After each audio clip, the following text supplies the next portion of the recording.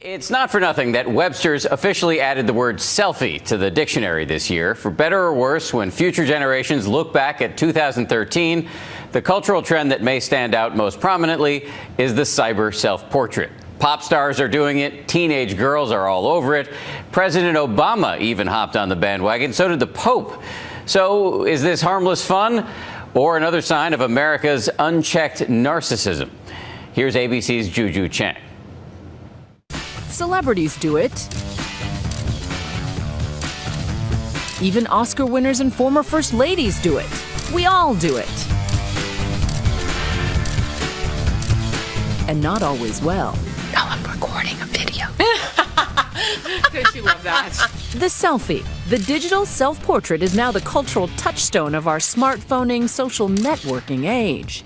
Here's Eminem at the Louvre, Louis C.K. in the loo, Bieber in the hospital, and Rihanna just about everywhere. She shared hundreds of intimate selfies with her nearly 11 million Instagram followers. For celebrities, it can be crafted marketing or perhaps a deep-seated need for attention. James Franco is a self-proclaimed selfie aficionado who recently defended the practice, saying he's turned off by Instagram accounts that don't feature selfies.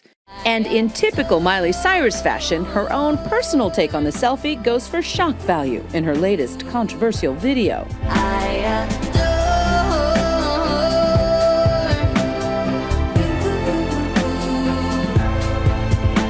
But it isn't just celebrities. The president took time out to mark this year of the selfie. Psychologist Barbara Greenberg wonders if we're breeding a selfie nation. Twitter even devotes a day to it, #SelfieSaturday. And Facebook and Instagram may all be contributing to a generation of self-absorbed, self-promoting, self-involved oversharers, worthy of parody by College Humor. A super close-up of my eye. Now a selfie looking cute. When you're sending out photos of yourself, the message is, look at me, admire me. One study looked at 1,700 college students over time and found that narcissistic traits have been rising at the same rate as obesity. But is posting selfies really to blame? And I don't friend people that I don't know. Ask any ninth grader. Grace Bristol and her 15-year-old friends will tell you they take hundreds of selfies every year. According to research, teen girls are 5 times more likely than boys to share selfies. It's really kind of like who can post more photos and where it's Who has more friends, yeah. who has more likes. Yeah, exactly. Oh, I didn't see you there. With Instagram trending towards video and Facebook gobbling up Vine, selfie videos are now all the rage. And if you can get yourself noticed by a stadium full of 21,000 screaming fans, you too can go viral. But it might cost you. These girls were fined $1,500. Why are we fascinated by ourselves? I think it's the truth. You see your eyes. Your eyes are the window to your soul. You know, and as a portrait photographer, when I study someone, I can see whether they're a frowner or a smiler by the way the wrinkles lie on their face. Nigel Barker is the globe-trotting photographer who's worked with the most beautiful models on the planet. He made a name for himself on America's Top Model. Hey, ladies. Hello. And now hosts Oxygen's The Face. Nigel sees selfies as therapeutic. There's an element where people, you know, if they feel insecure, if they don't have confidence, they don't like the way they look in a picture, you know, it can really bring themselves down. But selfies can easily go awry. Poor lighting, poor framing, or just poor taste. What kind of a selfie shocks? Like that guy pouring chocolate syrup on himself and selfieing? Is that it? It can be. So some selfies are like that. They're like exhibitionist selfies. It's all about what you're trying to say. Are you trying to get a date? Or is it just purely to say, here I am? Or is it to send to your mother? Is it to say, here's my new haircut? Or are you just trying to look cool in a picture? Right. You know, there's so many messages you can tell. So many people do the duck face, you know, that, yeah. Why do they do that?